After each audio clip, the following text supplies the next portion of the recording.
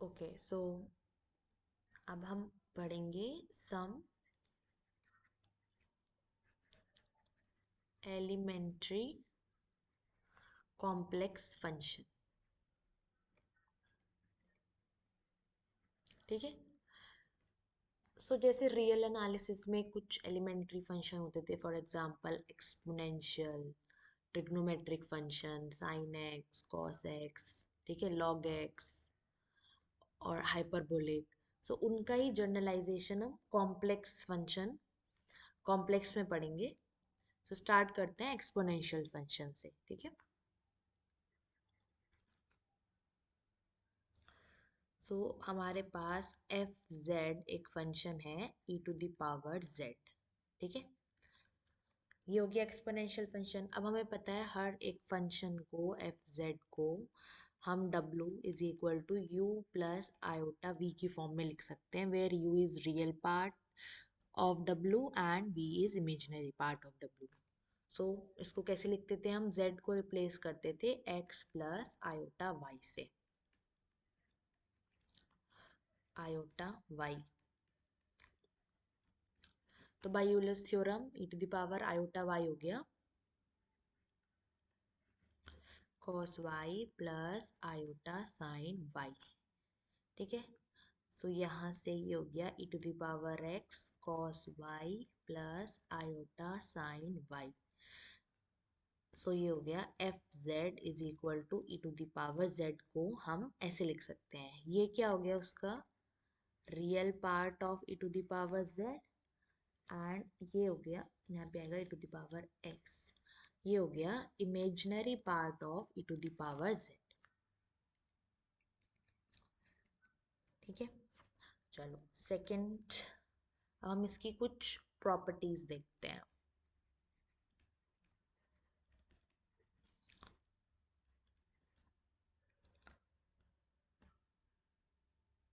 तो अभी हमने देखा हम e to the power z को लिख सकते हैं e to the power x plus iota y। इसको अभी हमने ऐसे लिखा e to the power x cos y plus iota sine y। अब हमें पता है कि अगर cos y एंगल में मैं 2 पाई ऐड कर दूं, 2 पाई ऐड कर दूं, तो ये फर्स्ट क्वाड्रेंट में आता है, तो ये सेम ही रहता है, cos y ही रहता है। सिमिलरली साइन में मैं अगर टू सॉरी y में 2 पाई ऐड कर दूं तो ये साइन y ही रहेगा। ठीक है। सो मैं इसको ऐसे लिख सकती हूँ e to the power x cos y की जगह पर मैं लिख सकती हूँ cos y plus 2 pi iota sine y plus 2 pi. ठीक है। सो ये हो गया e to the power x e to the power iota y plus 2 pi, Euler's theorem. इनको ऐड कर दो x plus iota y plus 2 pi iota. Right. अब ये x प्लस आयोटा y बन गया z प्लस 2 पाई i। ये हो गया ई जेड। सो यहाँ से what we get f of z जो है वो इक्वल आ गया f of z plus 2 pi iota की। जस्ट जेड की जगह पर जेड प्लस 2 पाई आयोटा है ना। तो यहाँ से ऐसे अगर हम रियल में भी हम ऐसे करते थे, अगर x जो है एफ एक्स प्लस ए के इक्वल आ जाता था तो हम बोलते थे एफ एक पीरियोडिक फंक्शन है विद पीरियड ए। सो यहाँ से हमारे पास रिजल्ट आया। तो फर्स्ट प्रॉपर्टी क्या आई, e z is periodic function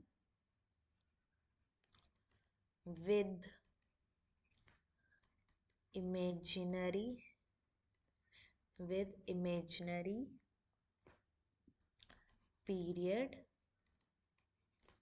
2 pi iota. ठीक है। तो इसका मतलब क्या है, हर 2 पाई आयोटा के लिए ये सेम वैल्यू देने वाला है। सपोज ई की z1 पर जो वैल्यू है और मैं अगर z1 में 2 पाई आयोटा ऐड कर दूं तो उन दोनों की वैल्यू सेम होने वाली है। ठीक है। सो और मैं इसके अंदर फिर से 2 पाई आयोटा ऐड कर दूं तो फिर सेम होने वाली है। तो इसका मतलब जो ई जेड है वो हमारा मल्टी वैल्यूड फंक्शन है।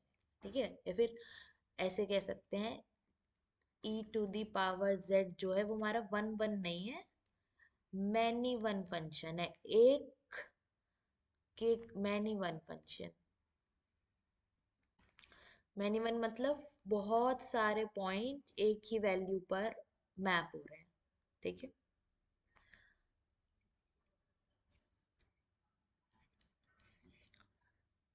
So now to know the nature of Ez, it is sufficient to know its nature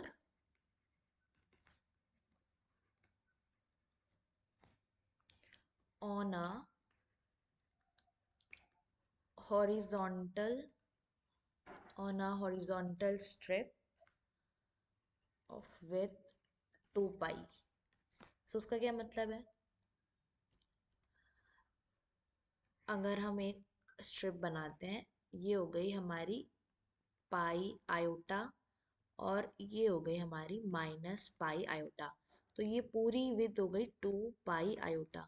तो ई जेड जो है ना अपनी सारी वैल्यूज इस स्ट्रिप के बीच में ही ले लेता है। ठीक है, तो अगर हमें ई जेड का नेचर जानना है किसी भी पॉइंट पर तो बस हम इसके इस रीजन में उसका नेचर जान लें तो हमें ई जेड का नेचर पता चल जाएगा। इसको हम बोलते हैं फंडामेंटल स्ट्रिप। ठीक है ना। नेक्स्ट हमारे पास आता है, अब जब भी हमें ऐसे गिवन होगा कॉम्प्लेक्स में two complex are equal which implies z1 is equal to z2 plus 2n pi iota where n belong to z। ठीक है। फोर्थ, ई जेड का मॉड्यूलस लेके देखते हैं क्या होता है। तो ये जाएगा e x plus iota y mod e x mod e iota y. अब आयोटा वाई होता है हमारा cos y plus iota sine y. तो इसका मॉडुलस हम लेंगे मॉड, तो ये हो जाएगा cos square y plus iota sine square y, right, equal to 1। So ये आ गया हमारा e to the power x। तो ये तो हमारा रियल फंक्शन है ना, रियल एक्सपोनेंशियल फंक्शन। और रियल एक्सपोनेंशियल मॉड एक्स है ना, और रियल एक्सपोनेंशियल फंक्शन का ग्राफ कैसे होता है, ऐसे। तो ये हमेशा पॉजिटिव होता है, तो ये मॉड हटा देते हैं हम e to the power x। तो ये मॉड z आ गया e to the power x। ठीक है। अब हमें पता है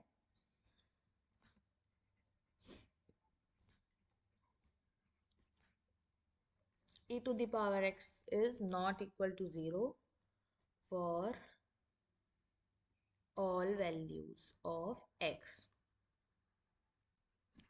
तो ये होता है ग्राफ। तो किसी भी, ये जीरो को टच नहीं कर रही देखो, सो किसी भी पॉइंट पर इसकी जो वैल्यू होती है e to the power x की वो जीरो नहीं होती। ठीक है, which implies mod e z is not zero for any z।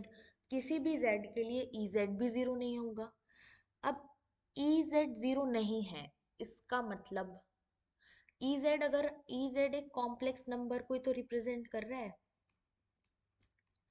अगर ई जेड की किसी फॉर एनी जेड, अगर for any Z E Z की वैल्यू अगर जीरो होती तो उस पॉइंट पर इसका मॉडुलस भी जीरो आता। बट लेकिन इसका मॉडुलस किसी भी जेड के लिए जीरो नहीं है। तो इसका मतलब ऐसा कोई भी z, there does not exist any z such that e to the power z is equal to 0. So simple language में ऐसा हमें कोई भी z नहीं मिलेगा कि हम उसकी पावर करें जीरो आ जाए, तो e to the power z कभी भी जीरो नहीं होता है। ठीक है। Second, e to the power z is analytic function for all z। तो हर एक z के लिए, मतलब पूरी की पूरी हर कॉम्प्लेक्स नंबर के लिए एनालिटिक है। तो ऐसे फंक्शन को हम क्या कहते हैं? एंटायर। तो e to the power z is entire function. ठीक है। सो देन डेरिवेटिव क्या होता है? Derivative e to the power z का differentiation e to the power z ही होता है। और या फिर derivative of e to the power, suppose हमें e to the power iota z का डेरिवेटिव करना है, तो ये सेम वही आयोटा आगे e to the power iota z। Fine. तो एक बार हम रियल में क्या होता है एक्सपोनेंशियल और कॉम्प्लेक्स में क्या डिफरेंस होता है, ठीक है, तो एक बार समराइज कर लेते हैं। सो रियल में जो कॉम्प्लेक्स होता है, जो हमारा एक्सपोनेंशियल फंक्शन होता है, ये नॉट पीरियोडिक, पीरियोडिक नहीं होता, और वन वन होता है। ठीक है। कॉम्प्लेक्स में ये जो फंक्शन होता है ये पीरियोडिक होता है, और क्या होता है इसका पीरियड? 2 pi iota. ठीक है। सेकेंड, रियल में exponential function always greater than zero. Second में कॉम्प्लेक्स फंक्शन ई जेड जो होता है, इसकी जो रेंज होती है वो ये सारी वैल्यू एज्यूम करता है एक्सेप्ट जीरो। ठीक है।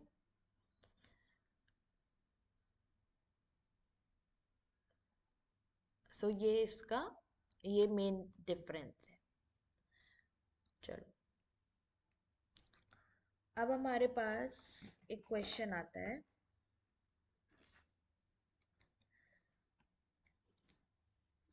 सपोज हमारे पास क्वेश्चन आता है कि z फाइंड आउट करो सच दैट e की z जो है वो कोई नंबर गिवन है w। ठीक है। सो चलो एक कंसिडर करते हैं एक टॉपिक आर्टिकल। हमारे पास है f z is equal to e to the power z. Suppose इसकी वैल्यू आ रही है w। ठीक है। तो w क्या है यहाँ पे? क्योंकि ई जेड जो है उसकी वैल्यू जीरो नहीं हो सकती, तो w is non zero complex number. ठीक है। अब किसी भी एक नॉन जीरो कॉम्प्लेक्स नंबर को हम ऐसे एक्सप्रेस कर सकते हैं r iota theta. Exponential form में हमने पढ़ा था ये। ठीक है। वेयर आर जो हो गया मॉड्यूलस ऑफ डब्ल्यू, एंड जो हमारा थीटा हो गया, अगर हम उसको प्रिंसिपल आर्ग्यूमेंट मान रहे हैं तो capital a principal argument of डब्ल्यू। ठीक है।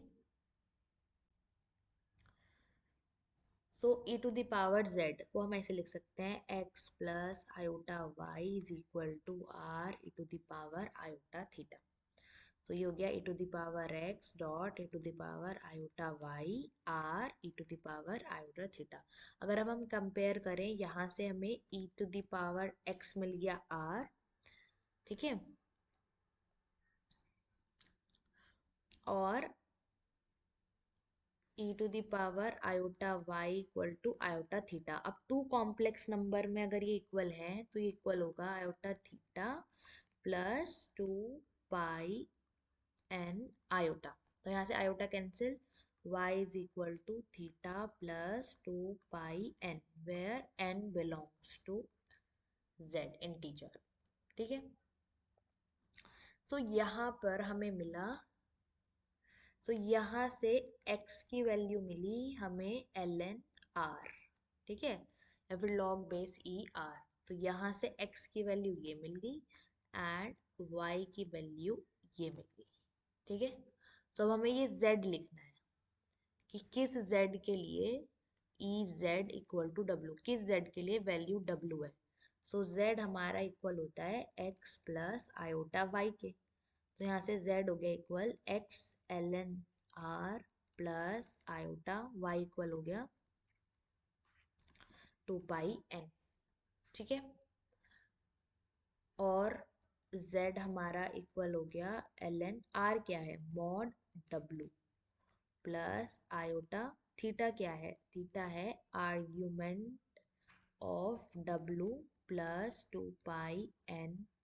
ठीक है, सो ये क्या रिप्रेजेंट करता है, ये रिप्रेजेंट करता है हमारा जनरल आर्ग्यूमेंट। ठीक है, सो ये हो गया हमारा z is equal to ln w plus iota argument of w। Fine, so इसके ऊपर क्वेश्चन देखते हैं। Simple, find number z is equal to x plus iota y such that e to the power z is equal to 1 plus iota। ठीक है, अब इस equation को हमें सॉल्व करना है। ठीक है, सो हम लेट कर लेते हैं e to the power z is equal to 1 plus iota equal to w। ठीक है, तो अभी हमने फॉर्मूला लिखा, z जो होता है वो हमारा इक्वल होता है ln w plus iota principal argument of w plus 2 k पाई।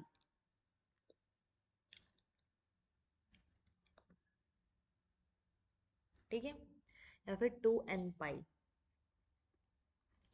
सो सबसे पहले हम निकालते हैं मॉड्यूलस ऑफ w, हो गया अंडर रूट 1 + 1 अंडर रूट 2।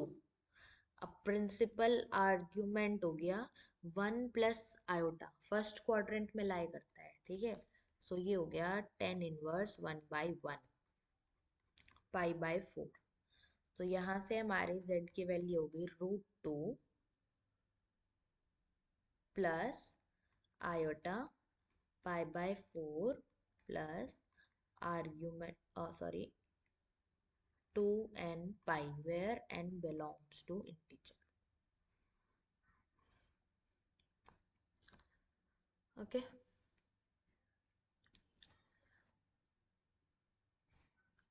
सो नेक्स्ट देखते हैं कॉम्प्लेक्स ट्रिग्नोमेट्रिक फंक्शन। ठीक है, सो कॉम्प्लेक्स ट्रिग्नोमेट्रिक फंक्शन के लिए सबसे पहले हमें पता है कि हमारा यूलर फॉर्मूला से e to the power iota x ये हो गया। मैं यहाँ पे माइनस लगा देती हूँ, तो यहाँ पे -x होगा, तो cos -x जो होता है वो cos x के इक्वल होता है एंड sin -x इक्वल होता है माइनस ऑफ sin x। ठीक है, तो हमारे पास ये दो टर्म आ गई।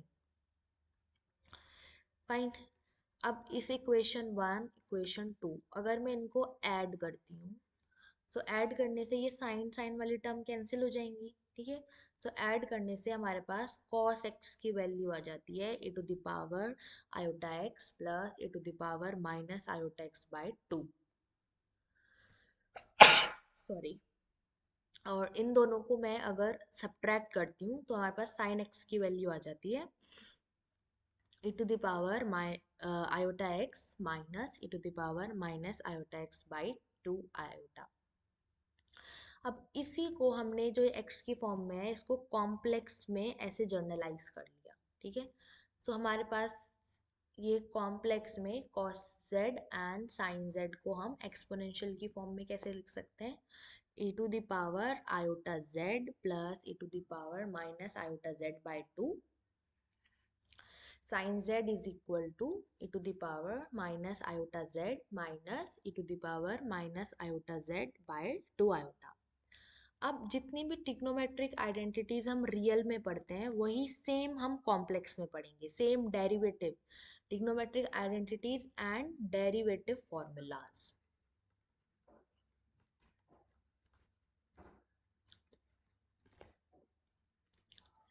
ठीक है, चलो अब देखते हैं, एनालिटिसिटी की बात करते हैं। अभी हमने देखा कि cos z और sin z को हमने एक्सपोनेंशियल में एक्सप्रेस कर लिया, और अभी हमने पढ़ा कि e to the power z जो होता है वो एंटायर फंक्शन होता है। ठीक है, तो दो एंटायर फंक्शन का सम और सब्ट्रैक्शन भी एंटायर होता है। तो since E z is entire, तो हमारे पास रिजल्ट आता है cos z and sin z are also entire function. ठीक है, अब यहाँ से देखो टेन जेड हमने लिखा है sine z upon cos z. ठीक है, और सेक जेड लिखा है one upon cos z. So ये जो होता है tan z and sec z not entire, ये एंटायर नहीं होते हैं पर एनालिटिक होते हैं except at the point where cos z is zero. तो अब कॉस जेड कहाँ पर जीरो होता है? cos z is equal to 0, which implies z is equal to 2n plus 1 pi by 2। z जो है where n belongs to integer। ठीक है, similarly cot z and cosec z are analytic except where, so in point के अलावा except this point हमारे sin z and sec z analytic होते हैं। अब sin z equal to 0, which implies z is equal to n pi where n belong to integer, and cos z equal to 1 implies z is equal to 2n pi, same as in real। ठीक है, cos z equal to -1, which implies z is equal to 2n plus 1 pi n belong to z।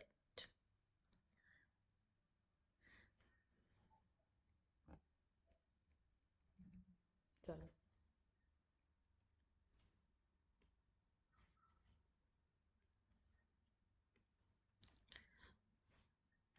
अब cos z का और इसका real part हम लिखते हैं, real and imaginary part. ठीक है, चलो सो हमने लिखा, अच्छा डेरिवेटिव फॉर्मूलाज भी सेम होते हैं। cos z का डेरिवेटिव हो गया sin z। ठीक है, sin z का डेरिवेटिव हो गया, sorry minus of sin z।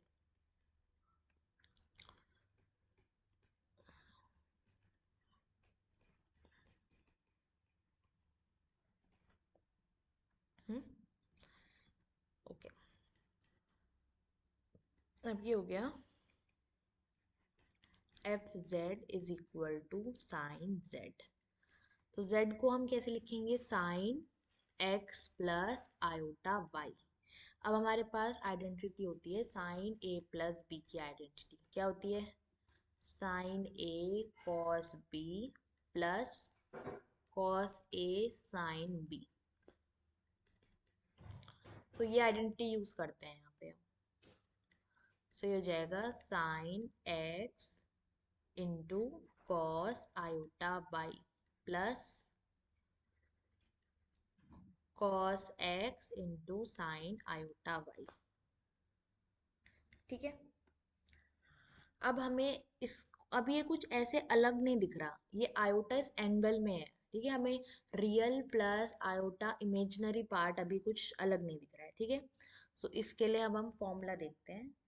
सो अभी हमने देखा था वी हैव, साइड में लिख देती हूँ, we have cos x is equal to e to the power iota x plus e to the power minus iota x by 2। ठीक है, अब यहाँ पर हमें आयोटा y की वैल्यू चाहिए, तो उसको y के टर्म में लिख लेते हैं cos y। ठीक है, तो यहाँ से cos आयोटा y क्या हो जाएगा? e to the power iota iota y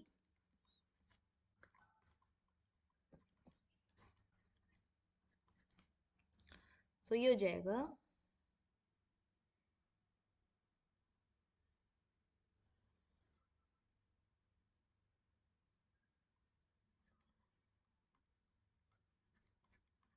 plus e to the power minus iota square y by 2, तो जाएगा e to the power y plus e to the power minus y by 2।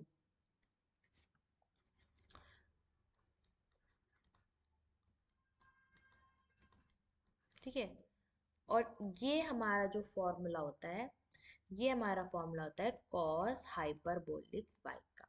ठीक है, so यहाँ से हमें result मिला cos iota y is equal to cos hyperbolic y।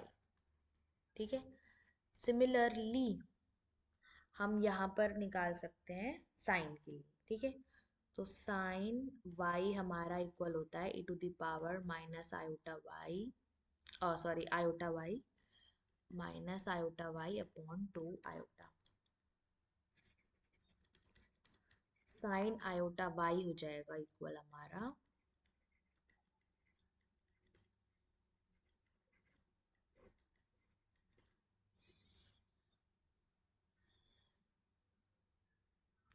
यहाँ से मैं अगर माइनस 1 अपॉन 2 आयोटा है कॉमन ले लेती हूँ,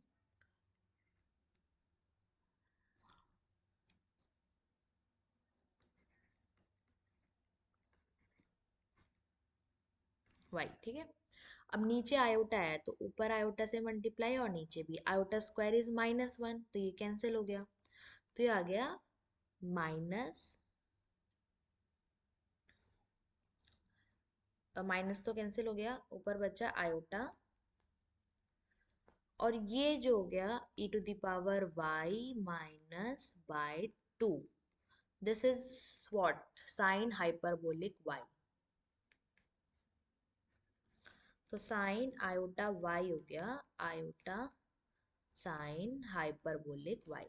सो बेसिकली ये जो फॉर्मूले हैं ये तुम्हें याद रखने हैं। ठीक है, पर बाय चांस इन केस तुम भूल जाओ तो ये सिंपल जो हमने फॉर्मूले पढ़े कॉस वाई के और साइन वाई के, उसी से ही हम सिंपल ड्राइव कर सकते हैं। ठीक है, तो यहाँ से अब अगर हम ये फॉर्मूला यूज करते हैं तो अब हमारा ये फंक्शन क्या बन गया, तो ये आ रहा था हमारा f z is equal to sine x cos iota y plus cos x sine iota y. Sine x cos hyperbolic y iota cos x sine iota y को मिल दिया iota sine hyperbolic y. Now अब ये u and v की form में break हो गया। ठीक है, तो यहाँ पे real part of sine z ये आ गया and imaginary part of sine z आ गया cos x sign hyperbolic y। So similarly हम cos z के लिए ड्राइव कर सकते हैं। अब यहाँ से हम एक ऑब्जर्वेशन करते हैं,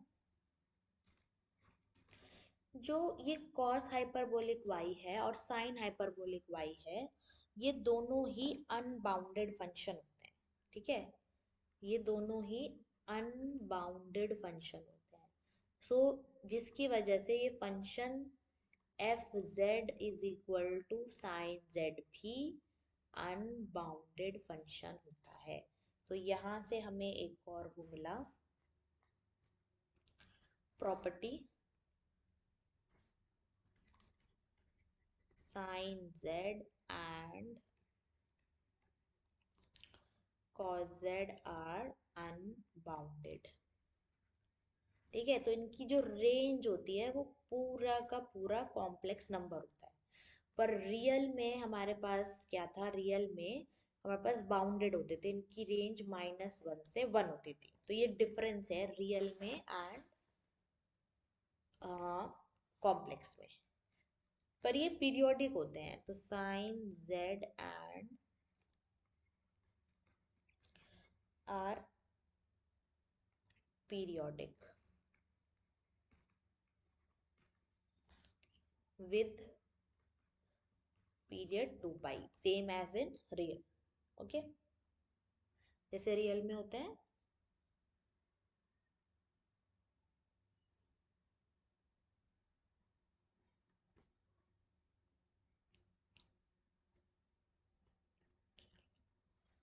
नेक्स्ट हमारे पास आता है हाइपरबोलिक फंक्शन। ठीक है, तो सिंपल कॉस हाइपरबोलिक जेड हमारा होता है e⁻z plus e⁻−z/2, and sine hyperbolic z होता है e⁻z−z/2। ठीक है, इनकी प्रॉपर्टीज देखते हैं। And sine z and cos z जो ट्रिग्नोमेट्रिक फंक्शन है वो भी एनालिटिक होते हैं। ठीक है, एंटायर इन फैक्ट।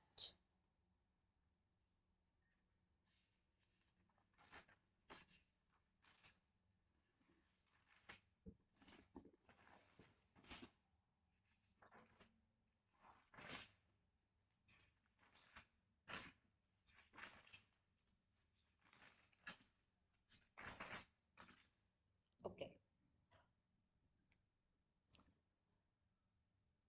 सो ये हो गया हाइपरबोलिक। सो हाइपरबोलिक फंक्शन ये साइन हाइपरबोलिक जेड जो होता है ये भी एक पीरियोडिक फंक्शन होता है, और इसका पीरियड क्या होता है 2 पाई आयोटा। ठीक है, ऐसे ही कॉस हाइपरबोलिक जेड भी पीरियोडिक होता है विद पीरियड 2 पाई आयोटा। ठीक है, सेम वही जो आइडेंटिटी है। Second derivative of, so cos hyperbolic z का डेरिवेटिव होता है sine hyperbolic z. Sine hyperbolic z का डेरिवेटिव होता है cos hyperbolic Z.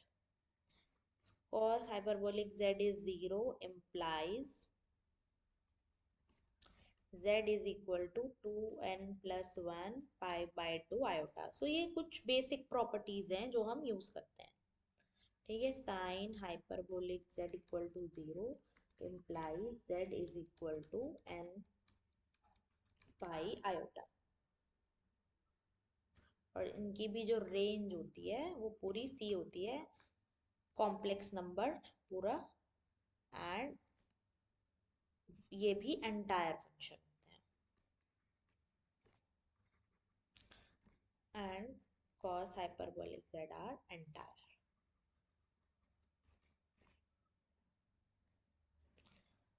Okay, so next आता है हमारा complex logarithmic function.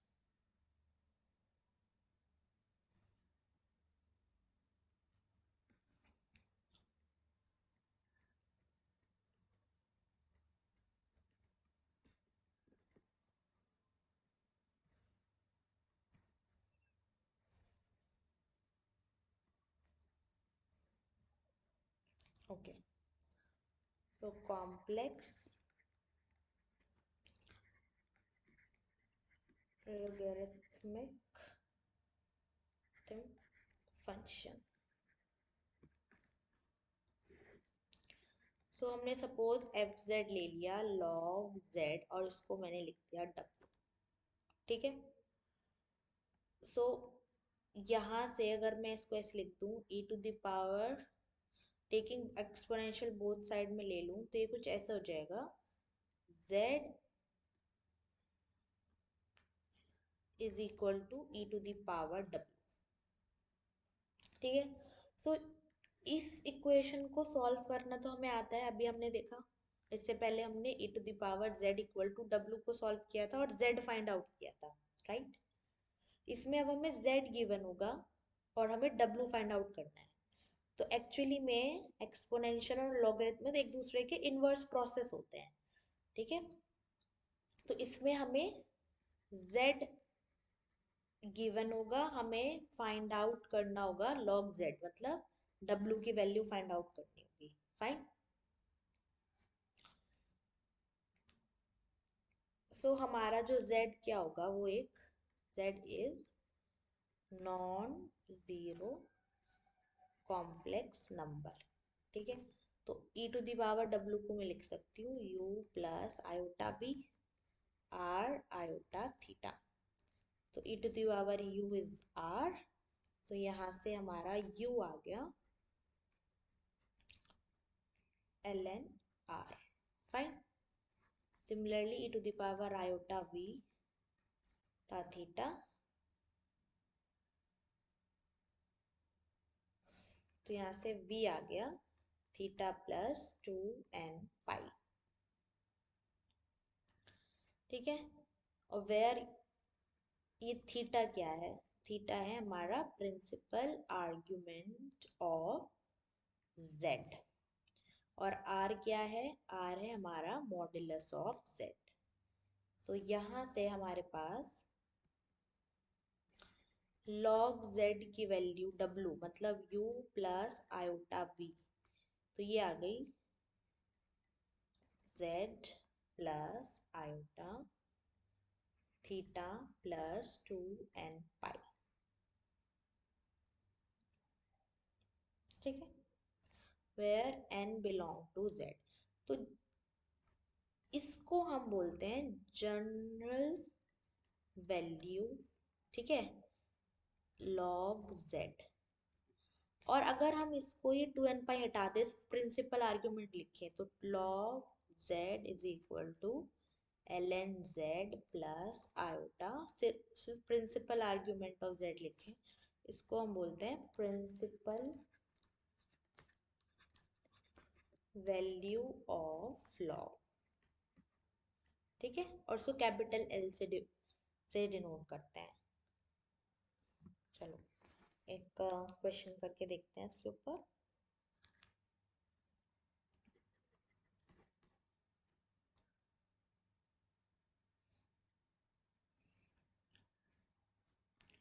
If z is equal to -1/√3 iota, then find log z की वैल्यू हमें फाइंड आउट करनी है, ठीक है। तो log z की वैल्यू फाइंड आउट करने के लिए हमें modulus of z find out करना पड़ेगा पहले। 1 + 3 4 2 and argument, principal argument of z find out करना पड़ेगा। तो उसके लिए सबसे पहले देखो, ये जो पॉइंट है ये थर्ड उसमें लाई करता है, ठीक है। तो थर्ड में लाई करता है, थर्ड में जो आर्ग्यूमेंट होता है वो होता है -pi plus tan inverse y by x। तो √3 वैल्यू होती है 60 की, पाई/3,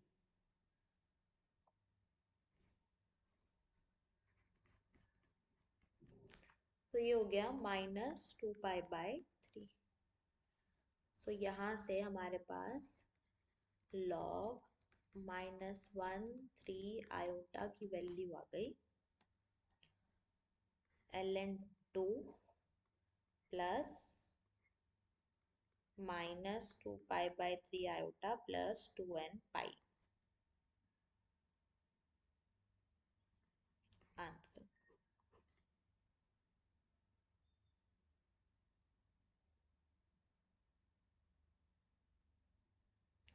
और ये इसकी जर्नल वैल्यू आ गई। अगर प्रिंसिपल वैल्यू लिखनी होती तो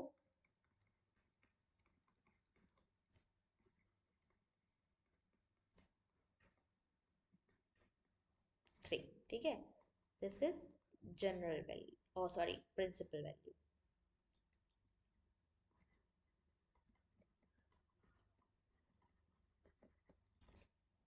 ओके।